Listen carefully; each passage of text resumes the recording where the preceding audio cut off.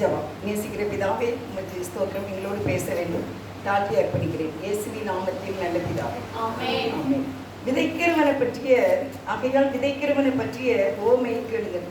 ஒருவன் விதைக்க புறப்படுகிறான். இந்த விதையை பற்றிய காலையை எல்லாமே உங்களுக்கு தெரியும். விதைக்க ஒருவன் தன்னுடைய தோளில் ஒரு பெட்டியிலையோ ஒரு சாக்கிலையோ வச்சுட்டு விதைகளை விதைக்க போகிறான். சில விதைகள் நல்ல நிலத்தில் அள்ளி வீசுறான். அவன் பாட்டுக்கு என்ன செய்யறான்? அள்ளி தூவி வீசுறான். சில விதைகள் நல்ல நிலத்தில் விழுது. சில விதைகள் வழியறிய, சிலது முள்ளுக்குள்ள, சிலது பாறைக்குள்ள, கல்லுக்குள்ள, எப்படியாவது அந்த விதைகள் விழுகின்றன. ஆனா இவரு சொல்றாரு, இந்த இடத்துல நீங்க பாத்தீங்கன்னா அவரு கோதுமையை அவர் விதைத்தார் அப்படின்னு சொல்லி, நான் அதுல உங்களுக்கு ஒரு வசனத்தை வாசிக்கிற பாருங்க. அதே அதிகாரத்துல அதற்கு அவன் வேண்டாம் இல்ல, கோதுமையை வேறோமே அவர்களுக்கு சொன்னார். 24 வேறொரு ஊமையை அவர்களுக்கு சொன்னார். பரலோக ராஜ்யம் தன் நிலத்தில் நல்ல விதையை விதைத்த மனுஷனுக்கு ஒப்பாய். நல்ல விதையே ஒரு மனிதன் விதைக்கிறான் தன்னுடைய தோட்டத்துல. நல்ல கவனமா கேட்டுப்போங்க. நல்ல ஒரு விதை, அதாவது ஒரு கோதுமை என்ன செய்யறான்? விதைக்கிறான். நல்லா உழுது போட்டிருப்பாங்க. போட்ட பிறகு கோதுமையை என்ன செய்யறாங்க? அள்ளி வீசுறாங்க. எல்லாமே மணியானது. நீங்க பார்த்துருப்பீங்களே, நெல்லுனாலும் சரி, நிலக்கடலைனாலும் சரி, எப்படி இருக்கும்? அது முத்து போல இருக்கும். அப்படியே கையில, நான் நிலக்கடலையை பார்த்துருக்கேன், அப்படி கையில அள்ளுனா அப்படி இருக்கும். எப்படி அப்படியே செயற்கை மாதிரி இருக்கும், நேச்சரா இருக்கும், அழகா இருக்கும், உருண்டையா இருக்கும். அப்படிப்பட்ட ஒரு நல்ல விதையை அவன் விதைக்கின்றான். விதைச்சா என்ன ஆயிற்று அப்படின்னா, அடுத்த வசனத்துல மனுஷர் நித்திரை பண்ணுகையில் அவனுடைய சத்துரு வந்து கோதுமைக்குள் களைகளை விதைத்து விட்டு போனான். நல்ல விதையைத்தான் விதைத்தான் அது எஜமான். ஆனா அங்க என்ன நடக்கு அப்படின்னா, கோதுமை விதைக்கிறான். அங்கே அந்த கோதுமைக்குள்ளே களைகளை விதைத்து விட்டு போனான். திடீர்னு பார்த்தாச்சுன்னா கோதுமை நல்லா வளர்ந்து வரும்போது இன்னொன்று சேர்ந்து வளர்ந்து வருது. அது என்னது? களை. அப்ப அந்த எஜமான் அவர் கேட்கிறார், வாசிங்க அடுத்த வசனம். பயிரானது வளர்ந்து கதிர்விட்ட போது களைகளும் காணப்பட்டன. இப்போ கோதுமையில என்ன வந்துட்டு? கதிர் விழ ஆரம்பிச்சிட்டு. அப்படி எப்படி இருக்கும் அந்த கதிர்லாம்? பஞ்சு போல அப்படியே அழகா மென்மையா நல்ல கிரீன்ல எல்லோ ஷேட் அடிச்சுட்டு அப்படி அழகா அது வளரும். அப்படி வரும்போது பார்த்தா அந்த கோதுமை மணியே இல்லாத நல்ல வளர்த்தியான வண்ணத்தோடு கூட சில செடிகளும் கூட வளர்ந்து வருகின்றன. அதுதான் என்னது? களைனா நமக்கு என்னது? வேண்டாதது, அது எரிக்கக்கூடியது, சுட்டரிக்கக்கூடியது. அடுத்த வசனம். வீட்டு எஜமானுடைய வேலைக்காரர் அவனிடத்தில் வந்து, ஆண்டவனே, நீர் உமது நிலத்தில் நல்ல விதையை விதைத்தீர் அல்லவா? பின்னே அது களைகள் எப்படி உண்டானது என்றார்.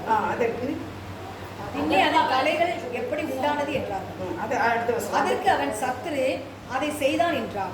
அப்பொழுது அவன் சத்துரு, நம்ம நல்லதை தானே விதைச்சோம், ஏன் இதுல களைகளும் வந்திருக்குது? நம்ம நல்லது தானே விதைச்சோம், களைகளே வந்திருக்கு. ஆண்டவர் நம்மளை நினைக்கிறார். சொல்லுவாங்களே, உலகத்துல பிறக்கும் குழந்தைகள் எல்லாம் நல்ல குழந்தைகள் தான். அப்படிதான் ஒரு பாட்டு சினிமா பாட்டு வந்து, உலகத்துல பிறக்கும் எல்லா குழந்தைகளும் நல்ல குழந்தைகள் தான். ஆனால் அவர்கள் வளர்ந்து வரும்போது அவர்களோடு கூட சேர்ந்து களைகளும் வளர்கின்றன. அதை யாரு செய்கிறான்? செய்கிறான். அவன் தான் சாத்தான். இந்த சாத்தான் வந்து மக்களுக்குள்ளே, மனிதர்களுக்குள்ளே களையை விதைக்கின்றான். நமக்குள்ளேயும் விதைக்கிறான். ரொம்ப எதுல தெரியுமா? எண்ணங்கள்ல. நம்ம பேசுறது சில சமயம் குறைவாக இருக்கலாம். ஆனால் தவறான ஒருத்தர் பேச்ச ஒருத்தர் கேட்கும்போது நாம அதுக்கு ஆமா அப்படின்னு சொல்லி நம்ம சிந்தனையில அதை அந்த களையை நம்ம வளர விடுகின்றோம். அப்படி வளர விடும்போது கோதுமையும் வளர்ந்து களையும் சேர்ந்து வளருகிறதாக இதுல பார்க்கிறோம். அப்ப அதை யாரு செய்தா அப்படின்னா, சத்துரு செய்தான். எப்போ செய்தான்? அடுத்த வசனம். அப்பொழுது வேலைக்காரர், நாங்கள் போய் அவர்களை பிடுங்கி போட உமக்கு சித்தமா என்று கேட்டார்கள். அதற்கு அவன் வேண்டாம். 25 வாசிய. மனுஷன் நித்திரை பண்ணுகையில் அவருடைய சத்துரு வந்து கோதுமைக்குள் களைகளை விதைத்து விட்டு போனான். எப்போ? நித்திரை பண்ணுகை. இதுக்கு நம்ம எப்படி எடுத்துக்கலாம் அப்படின்னா, சோம்பேறியாக இருக்கும்போது, அசால்ட்டா இருக்கும்போது, கிறிஸ்தவ வாழ்க்கையை குறித்து அசால்ட்டா இருக்கக்கூடாது. நம்ம ரட்சிக்கப்பட்டது வந்து ஒரு பெரிய ஒரு காரியம். ரட்சிப்பு என்பது லேசானது கிடையாது. எவ்வளோ பேர் எப்படியான தவறுகளை செய்கிறார்கள், எப்படியான மற்ற மார்க்கத்தில் எவ்வளோ மாதிரி போய் கிடைக்கின்றார். ஒரு பிள்ளை பேர் லோபிசால். லோபிசால்னா யார் தெரியும் உங்களுக்கு? தீர்த்த தீமதி அவங்களுடைய பாட்டியாகிய லோபிசாலு. அந்த பேர் உள்ள ஒரு பிள்ளை எனக்கு சாய்பாபா தான் எனக்கு கடவுள் அப்படின்னு சொல்லு. நான் எவ்வளவோ சொல்லி பார்த்தேன், ஆனாலும் அவன் அதுதான் எனக்கு கடவுள் அப்படின்னு சொல்கிறான். ஆள் பார்த்தீங்கன்னா அப்படி ஒரு அழகாக இருப்பாங்க, குழந்தையும் அழகாக இருக்குது. ஆனால் இன்றைக்கு ஆண்டவருடைய வருகை வந்தாலும் அந்த பிள்ளை கைவிடப்பட்டிருக்கு இல்லையா? இதே மாதிரி எவ்வளோ பேரை நம்ம பார்க்குறோம். இதை செய்கிறது யார்? சத்திர செய்கின்றாங்க. இன்னைக்கு கூட ஒரு பிள்ளைகிட்ட பேசிட்டு இருந்தேன். ரகசியமாக கிறிஸ்டினாக இருந்தா, இப்போ கொஞ்சம் நல்லா இல்லா. நான் சொல்கிறா, சாமி வந்து போகிறவங்கெல்லாம் நல்லா இருக்காங்க, நம்ம தான் கஷ்டப்படுறோம் போல அப்படின்னு நான் நினச்சிட்டேன். அப்படின்னா ஃபோனில் பக்கத்தில் இருந்தால் மண்டையில் 4 போட்டு கொட்டியிருப்பேன். அதுக்கு எனக்கு பேசுறதுக்கு மனசில். அப்போ நான் கேட்டேன், நீ ரொம்ப சந்தோஷமாக உன்னுடைய கணவர் வந்து உன்னைய ஊஞ்சலில் வச்சு தாளாட்டிக்கிட்டு இருக்கும்போதா நீ ரட்சிக்கப்பட்ட? உனக்கு சாப்பாட்டுக்கு ஒரு குறையும் இல்லாமல் இருக்கும்போதா நீ இயேசுபாவை ஏற்றுக்கொண்ட? இல்லை உங்கள் குடும்பத்தில் யாரோ நீ ரொம்ப நெருக்கி வந்த சோதனையினால நீ வந்தியா? இல்லை உன்னை எல்லாரும் ரொம்ப அன்பாக இருக்கிற சூழ்நிலையில் நீ இயேசுபாவை ஏற்றுக்கொண்டியா அப்படின்னு கேட்டேன். அப்போ சொன்னேன், இல்லை நான் கஷ்டத்தில் தான் ஆண்டவரை ஏற்றுக்கொண்டேன், நெருக்கத்தில் தான் ஏற்றுக்கொண்டேன், ஆனால் ஆண்டவர் எனக்கு நிறைய அதிசயங்களை செய்திருக்காரு அப்படின்னு சொன்னான். அப்போ நான் சொன்னேன், இப்போ கஷ்டத்தில் தானே நீ வந்த, திருப்பி எதுக்கு அதில் போனால் நல்லா இருக்கலாம் அப்படிங்கிற எண்ணம் உனக்கு எப்படி வரலாம்? ரெண்டாவது, இது வந்து நம்ம வீடியோ இது பரவாயில்லாமல் இருக்கும், அதனால் நான் சொல்கிறேன், நீ வந்து அது கடவுள் இல்லை, கடவுளே இல்லை, இயேசு மட்டும்தான் மெய்யான தெய்வம் என்று சொல்லி தானே நீ வந்த. இப்போ எப்படி அவங்கள மாதிரி நம்மளும் போனால் நம்மளும் நல்லா இருக்கலாமா அப்படின்னு நீ எப்படி நினைக்கலாம் அப்படின்னு. அதுக்குள்ளே ஃபோனே கட்ட திருப்பி எனக்கு அவளை கூப்பிட முடியல. நான் இன்னொரு சர்ச்சுக்கு ஒரு விஷயமா கிளம்ப வேண்டிய அதில் போயிட்டேன். ரொம்ப மனசு கஷ்டமாக இருக்கும். எப்படி இந்த மாதிரி உண்மையிலே இயேசுதான் தெய்வம், அவரால் தான் எல்லாம் முடியும், பரலோக ராஜ்யம் தர முடியும்னு தெரிஞ்ச பிறகு எப்படி பின்மாற்றம் வருகிறது? அப்போ அதுக்கு அது யாருக்கு ஒப்பிடலாம் அப்படின்னா, நாய்க்கு தான் ஒப்பிடலாம்.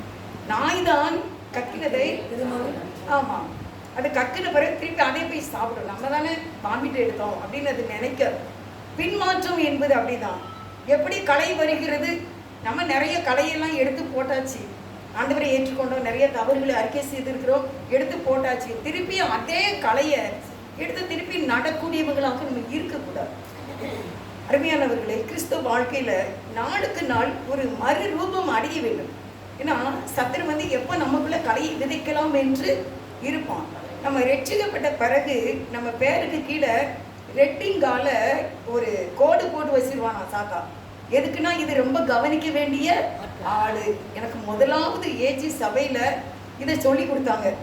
இவ்வளோ நாளும் உங்களை கண்டுக்கிடவே இல்லை சாத்தான். ஏன்னா நீங்கள் நாவல் படிப்பீங்க, நல்லா சினிமா பார்ப்பீங்க, நல்லா டான்ஸ் ஆடுவீங்க, ஸ்டேஜில் பிள்ளைகளை நடிக்க வச்சு அரங்கேற்றம் பண்ணுவீங்க, வீட்லேயும் நல்லா டான்ஸ் ஆடுவீங்க, கலத்தனம் பண்ணுவீங்க, விளையாடுவீங்க. நீங்கள் ஆமாம் ஆளு. ஆனால் இயேசு கிறிஸ்துவை ரட்சிக்கொண்டு நீங்கள் ஞானஸ்நானம் எடுத்துட்டீங்க. இப்போ நீங்கள் அவருடைய பிள்ளையாக மாறி பரிசுத்தாவியை பெற்ற பிறகு உங்கள் பேருக்கு கீழே ஒரு சிவப்பு கோடு போட்டு வச்சிருவாங்க. இது எப்படிப்பட்ட ஆளு? நம்ம கவனிக்க வேண்டிய ஆளு. இது இனிமேல் நம்ம இவன் மேலே நம்ம எப்படி இருக்கணும், ரொம்ப கேர் எடுக்கணும். இவளை நம்ம அக்கம் பக்கம் என்ன செய்யக்கூடாது, திரும்ப விடக்கூடாது, சத்தியத்தை கேட்டுறக்கூடாது, செய்தியை கேட்டுறக்கூடாது, பாட்டை படிச்சிடக்கூடாது, ஒரே இடத்துல சத்தியத்துக்குள்ளே நின்றக்கூடாது. எப்படியாவது அலமோதட்டும், அலசடி அடையட்டும், கண்ணீரை சிந்தட்டும், சண்டை போடட்டும் அப்படின்னு சொல்லி இந்த பிசாசு நம்ம மேலே கவனம் வச்சு நமக்குள்ளே பலவிதமான சோதனைகளை கொடுத்து கொண்டு இருக்கின்றான். அவன் சத்துரு செய்தான், சத்துருதான் செய்கிறான். வேற யாரையும் நம்ம என்னைக்குமே, எனக்குள்ள ஒரு எண்ணம், மனுஷங்கிறத நான் கொண்டே வர மாட்டேன். ஏன்னா எல்லாரும் என்ன எப்படி தான் பிறக்கும், நம்ம நல்லவங்களாம் பிறக்கும். சாத்தான் தான் நம்மளை மனிதர்களை நம்ப வைப்பான், இல்லை நம்ம ஏமாந்துருவோம். அப்படி இருக்குமே ஒழிய மற்றபடி வந்து கர்த்தர் நல்லவர், அவர் என்றைக்குமே நல்லவர் தான். நம்ம அவருடைய பிள்ளைகளாகிய நம்ம எல்லா சகோதரிகளும் நல்லவர்கள் தான். இந்த சாத்தானுடைய கலை தான் நம்மை கெடுக்கின்றது. பார்த்தீங்கன்னா அடுத்த வசனத்தில் நீங்கள் என்ன வசனம் வாசிக்கிறது தெரியுமா? அதற்கு அவன் வேண்டாம், கலைகளை பிடுங்கும் போது உமக்கு சித்தா 28 வாசிக்கிறோம். அதற்கு அவன் சத்துரு அதை செய்தான் என்றான். அப்பொழுது வேலைக்காரர், நாங்கள் போய் அவைகளை பிடுங்கி போட உமக்கு சித்தமா என்று கேட்டார். நாங்கள் போய் அவைகளை பிடுங்கி போடுவது உமக்கு சித்தமா? இப்போ கலைகளை பிடுங்கிடலாமா? ரெண்டும் ஒன்று போல வளர்ந்து நிற்குது.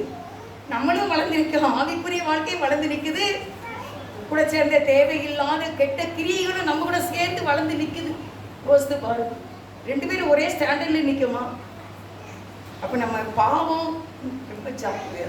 எப்பெல்லாம் 2 பேரும் சேர்றீங்களோ அப்பெல்லாம் அலாட்டா இருக்கணும். ஆல்ரெடி வந்து இயேசுவா சிலுவையில எல்லாமே ரத்த சிந்தி நமக்காக எல்லாம் பண்ணிட்டாங்க. யாருக்காகவும் நம்ம இல்லை, கிறிஸ்துவுக்காக, இயேசுவுக்காக வாழணும். இன்னொன்று, நல்ல போராட்டத்தை போராடி நமக்குள்ள ஜீவ கிரீடத்தை நம்ம பெற்றுக்கொள்ள வேண்டும். சில சகோதரிகளை நான் பார்த்துருக்கிறேன், ரட்சிக்கப்பட்ட ஆரம்ப காலத்தில் தப்பே பண்ண மாதிரியே தெரியவே தெரியாது. அவங்களும் நானே இன்னைக்கு இப்படி ஒரு தப்பு பண்ணிட்டேன் அப்படின்னு அவங்க சொன்னதும் கிடையாது. அப்படியே நீட்டாக பெர்ஃபெக்டாக அவங்களுடைய கிறிஸ்துவ வாழ்க்கை இருந்திருக்கு. அதை நான் பார்த்துருக்கேன். பார்த்ததுனால அதே மாதிரியே நம்ம வாழக்கூடாது. நேற்று கூட நான் சர்ச்சுக்கு தான் வந்துட்டு நினச்சேன். அப்போ எமில் அண்ணனுடைய ஒரு பிரசங்கம் என்னை ரொம்ப அட்டாச் பண்ணுச்சு. ஏஸ்கார் கல்யாண மகாலில் ஒரு தடவை வச்சுருந்தாங்க. அதில் வந்து 8 பற்றி மட்டும் பேசினாங்க. அப்போ அந்த 8ஆம் நம்பர் 8, அதில் மேலே உள்ள ரவுண்டு வந்து பிதா, குமாரன், பரிசுத்தாவி. கீழே உள்ள ரவுண்டு வந்து உன்னோட ஃபேமிலி. அப்போ இந்த கீழே உள்ள ரவுண்டுக்கும் மேலே உள்ள ரவுண்டுக்கும் நல்ல கனெக்ஷன் இருக்கும். 2 பேரும் என்ன செய்வாங்க, அவங்களும் இங்கே வருவாங்க, நம்மளும் அவங்களோட போவோம். இதை விட்டு நீ வெளியே வந்திடணும். அதான் தண்ணீர் தரை. நீ தரைக்கு வந்து ஆபத்து, நீ தண்ணிக்குள்ளே இருந்தால் தான் நீ என்ன டிக்காக முடியும். தண்ணீர் தரை விளையாடுவாங்க தெரியுமா? வெளியே இருந்தாச்சுன்னா ஆமாம், எது கரெக்டாக இருக்கணுமோ அதுக்குள்ளே தான் நம்ம நிற்கணும். அதே போல் இந்த இதுக்குள்ளே தான் நீங்கள் இருந்தீங்கன்னா உங்களுடைய கிறிஸ்துவ வாழ்க்கை கடைசி வரைக்கும் ஜெயமா இருக்கும் அப்படின்னு அண்ணன் சொன்னாங்க. எத்தனையோ வருஷம், 25 வருஷம், அவங்க இறந்தே எத்தனையோ வருஷம் ஆகிட்டு. ஆனால் எனக்கு அன்றைக்கி நான் நடந்து போய்கிட்டு இருக்கேன், எமில் அண்ணனுடைய அந்த மெசேஜ் வந்து ரொம்ப அட்டாச் ஆயிடுச்சு எனக்கு. அவங்க வேறு யாரையுமே குறையே பேசவே மாட்டாங்க மெசேஜில். எத்தனையோ பசங்க நான் கேட்டிருக்கேன். அவங்க ஒன்லி வந்து ஜீசஸ் தான். இன்றைக்கு நம்முடைய வாழ்க்கையில் ஏசு மட்டும் எனக்கு போதும். யாரையும் புகழவும் வேண்டாம், யாரையும் இகழவும் வேண்டாம். நம்மளுடைய லைஃப்பை நம்ம காப்பாற்ற வேண்டும்.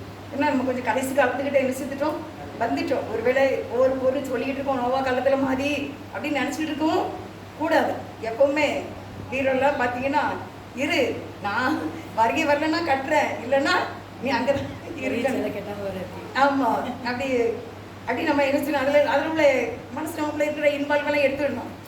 இருந்தால் கெட்டுறேன்ப்பா என்ன, இல்லாட்டா பரவாயில்ல, நான் பெண்ணோடை தெரிந்து கையில் பொறுத்தோட ஏந்தி சந்தோஷமான ஒரு வாழ்க்கைக்கு தான் நான் ரெடியாக இருக்கேன். ஏன்னா அப்படிப்பட்ட ஒரு நேரத்தில் நம்ம இருக்கோம். இப்போ களையும் கோதுமையும் ஒன்று போல வளர்ந்து நிற்கின்றது. அப்போ அவன் கேட்குறான், வேலைக்காரன் களையை பிடிக்கணுமா அப்படின்னு கேட்கான். அப்போ அதுக்கு அவர் என்ன சொல்றாரு, வேண்டாம், களைகளை பிடுங்கும் போது நீங்கள் கோதுமையை கூட வேரோடு பிடுங்காதபடிக்கு 2 அறுப்பு மட்டும் வளர விடுங்கள்.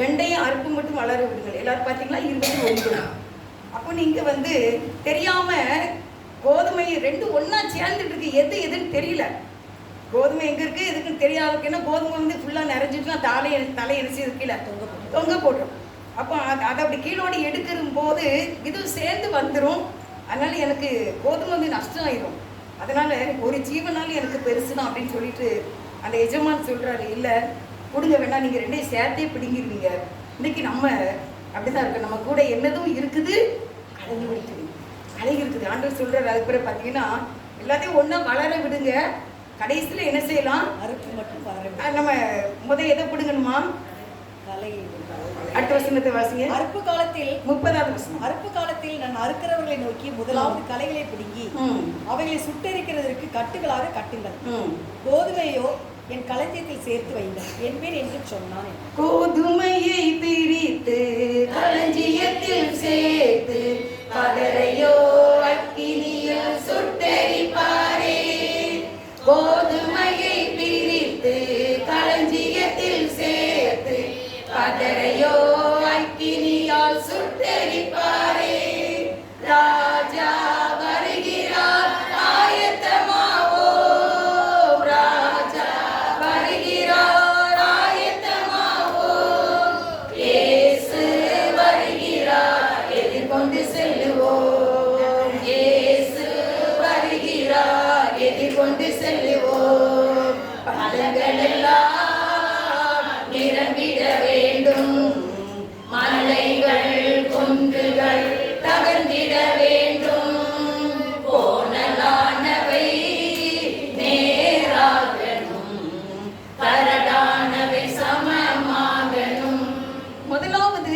கலையை பிடிங்க சொல்றாரு. எதுக்குன்னா பயிர் இருக்கிறது தனியா தெரியும், ஆனா வளர்ந்து வரும்போது ரெண்டுக்குமே என்ன இருக்கு டிஃபரெண்ட் தெரியாது. அதே போல நம்முடைய ஆவிக்குரிய வாழ்க்கையிலையும் ரெண்டு பேரும் சேர்ந்தே வந்துகிட்டு இருக்கோமா. நம்ம கோதுமை, நம்ம கூட கலையாகிய தேவனுக்கு பிரியமில்லாத சுவாபங்கள் சிலது நமக்கு இருந்திருக்கும். இப்போ அதை கொஞ்சம் அப்படியே கரெக்ஷன் பண்ணிகிட்டே வரணும். என்ன செய்யணும், அப்படியே குறைச்சிக்கிட்டே வரணும். வந்து கடைசியில் இந்த கணக்குக்கு விடை கரெக்டாக இருக்கணும். நம்ம எத்தனை பக்கம் நோட்டு எழுதுன கணக்கு நோட்டு ஒரு கணக்கை எத்தனை பக்கம் செய்தாலும் விடை ஆன்சராக இருந்தால் தான் மார்க். இல்லை நம்ம எத்தனை பக்கம் நம்ம எழுதினாலும் விடை சரியில்லைன்னா, அப்படிதான் டீச்சர்லாம் இருக்காங்க, விடை சரியில்லைன்னா கணக்கு தப்பு, கணக்கு தப்பு. நம்முடைய வாழ்ந்து கொண்டு இருக்கின்றோம், அநேக பக்கங்களை நம்ம கடந்து வந்திருக்கிறோம். என்னுடைய ஆவிக்குரிய வாழ்க்கையில, என்னுடைய சரீரபூர்வ வாழ்க்கையில, என்னுடைய வாழ்க்கைக்கு அநேக அத்தியாயங்கள் உண்டு. சில கதவுக்கு நம்ம படிக்க 30 அத்தியாயங்கள் இருக்கும், 20 அத்தியாயங்கள் இருக்கும். அப்படியே ஒவ்வொருத்தருடைய வாழ்க்கையிலும் ஒவ்வொரு அத்தியாயங்கள், ஒவ்வொரு நம்முடைய வாழ்க்கையின் ஒவ்வொரு நாளும் ஒவ்வொரு பக்கம். இந்த ஒவ்வொரு பக்கத்துல என்ன செய்திருக்கோம், இதுல கலைகள் இருக்கின்றதா? இப்போ ரெண்டு பேருமே சேர்ந்தே போக முடியுமா? போக முடியாது. கலையை கருத்தில் பிடுங்கணும். அதுக்கு நம்ம ஒரு இடத்துல நம்ம ஒப்புடுது. அருமையான அநேக நேரங்களில் உங்களை ஆண்டுடைய சமூகத்தை ஒப்புவிடுங்க. அப்படி நீங்கள் காலையில் படுக்கிறீங்க, எந்திரிச்சு ஒரு ஜபம் பண்ணுங்க. அதிகாலை ஜபம் எத்தனை பேருக்கு இருக்கு? நிறைய பேருக்கு இருக்கு. பரவாயில்ல, ஸ்தோத்திரம். அது எப்படி இருக்கும் அப்படின்னா, நைட்டு படுக்கும்போது இல்லை காலையில் எந்திரிச்சு நம்ம காலை ஜபம் முடிச்சுட்டு திருப்பி நம்ம வேலை செய்யும்போது நாளைக்கு காலையில் எப்போ வரும் இந்த அதிகாலை ஜபத்தை பண்ணாது. எப்படி அப்படி தேன் நல்லா சாப்பிட்றது இருந்தீங்கன்னா தெரியும். அப்படியே தேனை ஒரு கரண்டியை தான் ஊற்றணும்னு நினைப்பேன், ஆனால் 2-3 கரண்டி ஊற்றிடுவேன். அது ஊற்றிட்டு அப்படியே வாய்ப்புட வச்சுக்கிட்டே இருப்பேன். ஏன்னா உடனே விழுங்கிட்டோன்னா அப்படியே திருப்பி 2 கரண்டி வாங்கில ஊற்றுவேன். ஏன்னா அது அப்படி இருக்கும்ல. ஏன்னா நிறைய பேருக்கு இப்படி யாருக்கெல்லாம் பிடிக்குமா இருக்க இல்லை. அதே போல் நாளைக்கு விடிய காலம் அந்த 4:30 மணி எப்போ வரும், 4:43 எப்போ வரும், அந்த மாதிரி ஒரு கிறிஸ்துவோட இந்த டேஸ்ட்டில் உட்காரணுமே அப்படின்னு இருக்கும். சில நாளைக்கு நம்ம அப்படி உட்காரலன்னா அன்றைக்கி தான் நமக்கு எதிராக என்ன இருக்கும், பிரச்சனை வந்து இப்படி மாட்டிக்கிட்டோமே, இப்படி வர முடியாது, தப்பு பண்ணிட்டோமே, இன்னைக்கு நினச்சிட்டோமே அப்படின்னு இருக்கும். மற்றபடி நிறைய சிந்தனைகள் போராட்டங்கள் வந்தாலும் நல்லா கோல் போட்டுகிட்டே தான் போயிருப்போம். ஆனால் இந்த விடிகால ஜபத்தை அதிகமாக நம்ம சந்திக்காமல் 10 நிமிடங்களோ 1/4 மணி நேரமும் சரியாக கரெக்டாக நம்ம அதில் கரெக்ஷன் பண்ணலைன்னா எங்கேயோ ஒரு இடத்துல தப்பு கணக்கு சரியில்லாமல் போயிடும். இப்போ என்ன சொல்கிறேன் அப்படின்னா, கலைகளை பிடிக்க வேண்டும். அப்போ நீங்கள் இன்றைக்கு நீங்கள் வீட்டுக்கு போகிறீங்க, உங்கள் கூட கலைகளும் சேர்ந்தாங்க. இங்கே தனி கோதுமை மணியாக போகவில்லை. உங்கள் கூட என்னது வந்துட்டு இருக்கு யோசித்து பாருங்க. கோபம் என்கின்ற கலை என் கூட இருந்துகிட்டே இருக்கா? எரிச்சல்ங்கிற ஒன்று வந்துட்டு இருக்கா? யோசித்து பாருங்க. இன்னும் நம்முடைய கேரக்டர் மாறவே இல்லையா? என்ன சரஸ்வதி ஆண்டு சொல்லுவாங்கல்ல, ஒரு மாமியார் ஒரு மருமக என்கிட்ட ஒரு மாமியாரை பற்றி சொல்கிறான். நான் என்ன செய்வேன்னா, பொதுவாக ஒரு நடைமுறையே சொல்கிறேன். உன்னையா உங்களையெல்லாம் சொன்னாங்க, உங்களை சொல்லிட்டாங்களாமோ, சரி உங்களை பற்றி அருமை தெரியல அப்படின்னா நான் எடுத்து கொடுக்கேன், ரெக்கார்டு எடுத்து கொடுக்க, அவங்களுக்கு நல்லா கோவத்தை ஏற்றுற மாதிரி ரெக்கார்டை எடுத்து கொடுக்க. அப்போ நான் என்ன சொல்லணும் அப்படின்னா, பரவாயில்ல உங்கள் பொண்ணு தானே, நீங்கள் தானே செலக்ட் பண்ணீங்க, இருக்கட்டும், மாறுவாங்க, கண்டிப்பாக பாருங்கள் மாறுவாங்க, நீங்களே அதிசயப்படுவீங்க அப்படின்னு சொல்லி அப்படியே நம்ம என்ன செய்யணும், சட்டத்தை திருத்தணும், காரியம் மாறுதலாய் போடும், அதை மாற்றி கொடுத்து அவங்களை ஆறுதல் படுத்தி அனுப்ப வேண்டும். அப்பொழுது அவங்ககிட்ட உள்ள கலையும் பிடிக்கப்படும், என்னிடத்துல உள்ள கலையும் பிடிக்கப்படும். அப்போ 2 பேருமே இப்போ எப்படி ஆகிட்டோம்? இப்போ நானும் செல்வி இருக்கோம், அவள் மருமகளை சொல்கிறேன், நான் இப்போ அவளுக்கு நல்லதாக சொல்கிறேன். சின்ன பிள்ளை, அவளுக்கு என்ன தெரியும், ஒன்றும் நினைக்காத மாறிடுவா. அப்போ எங்கள் 2 பேர்கிட்ட உள்ள கலைகள் பிடுங்கப்படுகின்றன. அப்போ நாங்கள் தனி கோதுமையாக இருக்கின்றோம். இப்போ அந்த கலையெல்லாம் பிடிங்கியாச்சுன்னா கோதுமை மணி மட்டும் எப்படி இருக்கும், சீரமாக நிற்கும். ஆமாம், நாங்கள் விளைஞ்சிட்டோம். என்ன, நாங்கள் இப்போ எங்கே போக போகிறோம்? வீட்டுக்கு போக போகிறோம். மூட்டை கட்டி அது களஞ்சியத்திலே சேர்க்கப்படும். எங்களை பத்திரமாக வைத்துக் கொள்வார்கள். இந்த கோதுமை எடுக்கிறவங்க, அது நெல்லாக இருக்கட்டும், உளுந்தாக இருக்கட்டும், அரிசியாக இருக்கட்டும், எதுவாக இருக்கட்டும், அதை என்ன செய்வாங்க, மூட்டை கட்டி பத்திரமாக வைப்பார்கள். அப்படி போல ஏசப்பா நம்மளை நினைக்கிறாங்க, பத்திரமா வைக்கணும். களை சேர்ந்து வருத, என்ன செய்ய, வளர்ந்துக்கிட்டே வருத, மாற்றம் இல்லையே, மாறலையே. எனக்குள்ள ஒரு 15 நாளாக இருக்குன்னு நினைக்கிறேன். என்னை விட யாரு பெரியவன், இப்படிங்கிற ஒரு கேரக்டர் வந்து நிறைய பேருக்கு சிந்தனையில எதில் இருக்கு. யாராவது பார்க்கும்போது அப்போ அவள் கவனிக்காம போறேன், அப்போ அவளை விட நான் ஒன்றும் யதார்த்தமாவே. இப்போ இது என்ன செய்யுது அப்படின்னா ஆலமரம் ஆயிருது அப்படின்னு காடு வந்து எனக்கு சொன்னாங்க. இப்போ நீங்க பிடிக்க வேண்டிய ஒரே ஒரு கலை, மெயினான கலை, உன்னை விட நான் எதுலையும் குறைஞ்சவா இல்லை என்று இருக்கிற கலையை நான் பிடிக்கிறேன். நீங்க பிடிக்கிட்டுன்னு வச்சுக்கோங்க, அப்படியே தனியா கெத்தா நிற்பீங்க. தனி கோதுமை கதிராக கர்த்தர் உங்களை பத்திரமாக வைத்து பாதுகாத்து ராஜ்யத்துக்கு கொண்டு போவார். நீங்கள் மற்றவர்களுக்கு பலனாக இருப்பீர்கள். நம்ம கோதுமை வாங்குறோம், திரிக்கும், என்னெல்லாம் செய்கிறோம். சூரிய சிறானிக்கு திடீர்னு மருமக ஏமா நாங்கள் சாப்பாடு முடிச்சா ஒரு 5 பூரி 6 பூரி இருக்கும், 1 மணி இவ்வளோ பெருசாக இருந்து. அப்போ நம்ம அதை என்ன செய்கிறோம், எடுத்து கழுவி காய போட்டு அதை பத்திரப்படுத்தி அதை நல்லா மூடி அதை வச்சு செய்த பிறகு இவ்வளோ பெரிய ஒரு டேஸ்ட்டாக நம்ம நல்லா இருந்துச்சு அப்படி நம்ம பயன்படணும். தேவனுக்கும் பயன்படணும், மற்றவர்களுக்கும் நம்ம பயன்படணும். கலை இருந்தா சேர்ந்து பிடிக்கிட்டா. சில சமயத்துலலாம் பாருங்க, வேப்பையில கிடக்கும், சேர்த்து அரைச்சிருப்பாங்க, கசந்து. ஆமா, அது எத்தனை கிலோனாலும் வேஸ்ட்டு தான். இன்னைக்கு நல்லா யோசித்து பாருங்க. நீங்க வீட்டுக்கு போகும்போது நினைங்க, கலையும் நானும் சேர்ந்து போறோமா, தனி கதிராக போறேனா, தனி சோள கதிராக போறேனா, ஸ்வீட் கார்ன் தனி ஸ்வீட் கார்ன போறேன்னா 1000 கவலை இருக்குமா, நான் இல்லைன்னு சொல்லலை. கவலையெல்லாம் அந்த சமுத்திரம் வைங்க. சில பாதைகளை கடந்து தான் போகணும். தண்ணீர்களை கடக்கத்தான் வேண்டும், அக்கினியை கடக்கத்தான் வேண்டும், யோர்தானை கடக்கத்தான் வேண்டும், எரிகோவை கடக்கத்தான் வேண்டும். அடிக்கிறத அடிக்கணும், உடைக்கணும், திறக்கணும். என்ன வந்துடும் அப்படின்னு துணிச்சிடணும். என்ன வந்துடும்? ஆமா, இம்மட்டும் நடத்தின தேவன் இனி நடத்துவார். அவர் அறியாத காலத்திலே என்னை நடத்தினாரு. நான் அரிச்சிட்டேன். இப்போ அவருக்கு பிள்ளை. நான் யார்? இப்போ அவருக்கு பிள்ளை. என்னை நடத்துவார், கண்டிப்பா நடத்துவார். எல்லாரும் பார்ப்பாங்க, நானும் பார்ப்பேன் அப்படின்னு சொல்லணும். இப்போ அருமையானவர்களே, நமக்குள்ள என்கிட்ட முன்னால மாதிரி இல்லை. இந்த அக்கா முன்னால கொஞ்சம் கோவப்படுவாங்க, இப்போ கொஞ்சம் சாப்பிட்டாயிட்டாங்க அப்படின்னு சொல்லி நம்ம இங்கே இருக்க நம்ம ஒவ்வொருவரையும் பற்றி தேவனும் சாட்சி கொடுக்க வேண்டும். உங்களோடு உள்ளவங்க என்ன இப்போ குருமக்கா இருக்கணும், அவங்க ஒரு குழந்தை போயிருக்காங்க. அங்கே குருமக்கா இந்த வாயை திறக்கல, ஒரு வார்த்தை கூட பேசல. அக்கா மாறிட்டாங்க, கடையெல்லாம் எடுத்தாச்சு. இப்போ கோதுமை மணி கண்ணு நின்றுட்டு இருக்கு, பத்திரமா கலஞ்சத்தில் சேர்க்க. ஒரு உதாரணத்துக்கு அவங்களுக்கு சொன்னேன். நம்ம ஒவ்வொருவரையும் அப்படி பார்க்கணும். முன்னால பார்த்தோம், சொந்தக்காரங்கனாலும் பார்க்காம போயிருப்போம். இப்போ அப்படின்னா பார்த்து கிரைஸ்தவம். இந்த கிராஸ் டிவிக்கு உள்ள போகும்போது கிரைஸ்தவ வந்திருக்காங்க பாருங்க.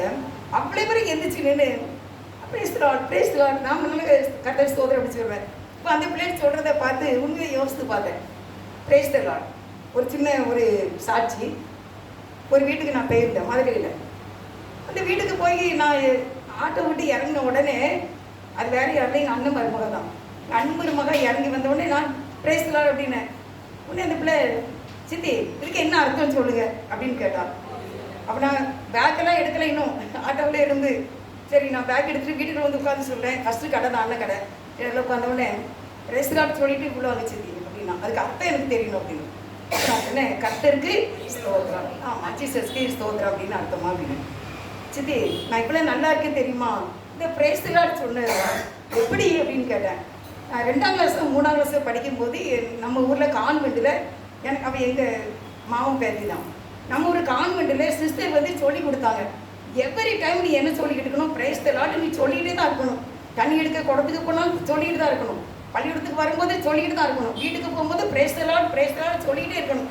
சித்தி நான் இன்ன வரைக்கும் சொல்லிக்கிட்டு இருக்கேன். எனக்கு 2 பிள்ளை பிறந்துட்டு இன்னைக்கு நான் சொல்லிட்டு இருக்கேன் சித்தி. அவங்க அக்கா தங்கச்சி மாதிரில இவ மட்டும் தான் நல்லா இருக்கு. அவ்வளோ பேர்லையும் எந்த ஒரு மாமா மாமியார் எந்த இதுவுமே இல்லாமல் வசதியான வாழ்க்கை, நல்ல கணவன், எல்லாமே நல்லா இருக்கா. அப்போ சொல்கிறா, இந்த பிரேஸ் தி லார்ட் நான் சொன்னதுனால தான் அப்போ நான் இவ்வளோ நல்லா இருக்கணும் அப்படின்ட்டு. எல்லாரையும் பார்க்கும்போது நீங்கள் ஒருத்தர் பார்க்கும்போது சொந்தக்காரங்களோ சண்டைக்காரங்களோ பார்த்த உடனே பிரேஸ் தி லார்ட் சொல்லிடுங்க, சேர்ந்துருவீங்க, நானும் சேர்ந்துருவேன், நம்மளையும் சேர்ந்துருவோம். நம்ம கலையா இல்லை, கோதுமையாவது காணப்போம். அதே மாதிரி உறவுகளை காத்துக்கொள்ளுங்க. எனக்கு ரொம்ப மனசு கஷ்டமா இருக்கு. உறவுகள் வந்து என்னைக்கு நமக்கு வேணும், உறவுகளிலே நன்றி உள்ளவர்களாக இருக்க வேண்டும். என்னைக்குனாவது ஒரு நாள் உங்களுக்கு நம்மளும் செய்திருப்போம், அவங்களும் நமக்கு உதவி செய்திருப்பாங்க. அதனால உறவுகளே ஒரு நாள் வெறுத்து தள்ளாதீங்க. என்னன்னா என்னன்னு வச்சுக்கோங்க. மெசேஜுக்கு வரேன். அப்போ அவர் என்ன செய்யறாரு, நீங்க அற்ப காலம் மட்டும் வளர விடுங்கன்னு சொல்றாரு. 30ல அற்ப காலத்துல முதலாவது கடைகளை பிடுங்கி அவங்களை சுட்டெரிக்கிறதுக்கு கட்டுகளாக கட்டுங்கள், கோதுமையையோ களஞ்சியத்துல சேர்த்து வைங்கள். திருப்பி அதை என்ன செய்யறாங்க அப்படின்னா அதை எரிச்சிடுறாங்க. அந்த கலையை எரித்து விடுவாரு. இன்னைக்கு அந்த வேலையை நீங்க தான் செய்யணும். உங்ககிட்ட இருக்கிற கலை என்ன, நீங்க நல்லா ஆராய்ந்து பாருங்க. நான் இன்னும் பேசலையே தான் பேசிக்கிட்டு இருக்கேன். நான் என்னுடைய குணங்கள் மாறி இருக்கா மாறலையா? நம்ம நல்லவங்களாக என்ன செய்யணும், கண்டிப்பாக மாறணும். சாட்சி சொல்லணும். ஆண்டவர் உங்களை பார்த்து உங்கள் ஃபேமிலி, நான் சொல்வேன் ஆண்டோடைய கிருபையினால ஒரு குடும்பத்துக்கு ஒரு ரட்சிக்கப்பட்டு ஒரு சத்தியத்தை கேட்ட நல்ல சகோதரி பிறப்பில் நின்னா போதும், அந்த குடும்பம் முழுவதும் பாதுகாக்கப்படும். உலகத்தோடு ஒட்ட வாழக்கூடிய சூழ்நிலைகள் நம்ம குடும்பங்களில் வரும்பொழுது அதை எதிர்த்து நிற்க வேண்டும். இது நம்ம செய்யக்கூடாது. இது நம்ம அம்மாவுடைய அப்பாவுடைய பாரம்பரியம், இங்கே கொண்டு வராதீங்க அப்படின்னு சொல்லணும். எல்லாரும் செய்கிறாங்க அப்படின்ட்டு நம்மளும் செய்யக்கூடாது. நீங்கள் தான் அலர்ட்டாக இருக்கணும், விழிப்பாக இருக்கணும். அந்நிய கிரியைகள் கலையாக நம்ம குடும்பத்துக்குள்ள வருவதற்கு நம்ம எதிர்த்து நிற்கிறவர்களாக இருக்க வேண்டிய அருமையானவர்களே, எந்த காரணம் கொண்டும் நம்ம அந்த அந்நிய கிரியைகளை உங்களுக்குள்ள ஏற்றுறதுக்கு நீங்கள் மௌனமாக இல்லாதீங்க, எதிர்த்து நில்லுங்க. நீங்கள் உங்கள் குடும்பங்களை எஸ்தர் ராணி மாதிரி காப்பாற்ற பாருங்க. ஏன்னா எப்படியாவது எனக்கு தெரியும், ஒரு குடும்பத்தில் அதை மட்டும் சொல்லி முடிக்கிறேன். இந்திலேருந்து ரசிக்கப்பட்ட ஒரு குடும்பத்தில் ஒரு பொண்ணை கல்யாணம் பண்ணாங்க. அந்த கல்யாணம் முடிச்சு பொண்ணு மாமியார் வீட்டுக்கு வந்துச்சு. அடுத்தவங்கள என்ன வச்சு அப்படின்னா பொங்கல் பண்டிகை வந்துச்சு.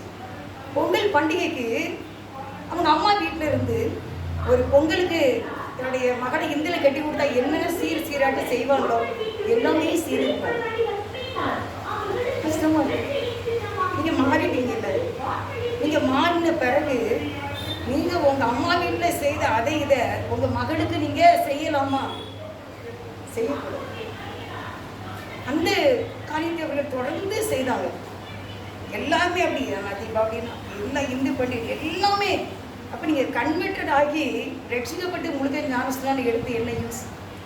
அருமையானவர்களே, நம்ம எந்த இதிலிருந்து நம்ம வந்தோமோ அந்த கிரியைகள் நம்மக்கிட்ட வரவே கூடாது. இப்போ பிறந்ததுலேருந்தே சிஎஸ்சியாக இருப்பாங்க, அவங்களுக்கு பிரச்சனை கிடையாது. ஆனால் நம்ம ஆர்சியில் இருந்தோ இந்துல இருந்தோ வந்தவங்களுக்கு இந்த மாதிரி சில சோதனைகள் அப்பப்போ நேரிடும் போது நம்ம அலர்ட்டாக இருக்கணும். ஜாக்கிரதையாக இருந்து குடும்பம் முழுவதையும் நம்ம காப்பாற்றணும். அவள் செய்யலைல்ல, நம்மளும் செய்யக்கூடாது. அவன் நல்லா இருக்கா, தெளிவாக இருக்கா, அவள் கரெக்டாக இருப்பா, அப்போ நம்மளும் இதை செய்யக்கூடாது என்று இந்த குடும்பத்தார் உங்களை சொல்லி உங்கள் மூலமாக எஸ்தர் ராஜாத்தி போல உங்கள் வீடு காக்கப்பட வேண்டும் என்று நாங்கள் ரொம்ப வருந்தி கேட்கிறோம். கொஞ்சம் தெளிவாக இருக்கு. கடைசி காலத்துக்கு வந்துட்டோம். களைய கூடாதீங்க உள்ள. இன்றைக்கி இப்போ வெளியே போகிறோம் நம்ம எல்லாரும். நானும் பக்கத்தில் கடை இருக்கா, எது இருந்தால் அங்கேயே பிடிக்க தூர போட்டுங்க, இங்கேயே பிடிக்க தூர போட்டுங்க. யார்கிட்ட பேசினாலும் எந்த குடும்பத்தினுடைய உள்ளான ஆதாரங்களை விவரமாக கேட்காதீர்கள். மெயின் பாயிண்ட், யாருடைய குடும்பத்தினுடைய உள்ளானது யார் வேலை பார்க்க என்ன இது அந்த மேட்டருக்குலாம் நீங்கள் போகவே போகாதீங்க. எல்லாம் என்ன ஆகும், டைப் அடிக்க பரலவத்தில் எதுவுமே நமக்கு வேண்டாம். கிறிஸ்துவில் நம்ம நல்லா இருக்கணும், என்னுடைய வார்த்தையை மட்டும் பேசணும். தேவன் நம்மளை பார்த்து கொண்டு இருக்கின்றார். கண்டிப்பாக உங்களை ஆசீர்வதிப்பார். போது குறையும் வைக்கவே மாட்டார். நீங்கள் மணிகளாக இருக்க வேண்டும், கலை இருக்கவே கூடாது. தேவன் நம்மை ஆசீர்வதிப்பார். நம்ம இது கோதுமைன்னு அப்படி பேசினாங்க. ஆமாம். அப்போ நம்ம எப்படி இருக்கணுமா? கோதுமையை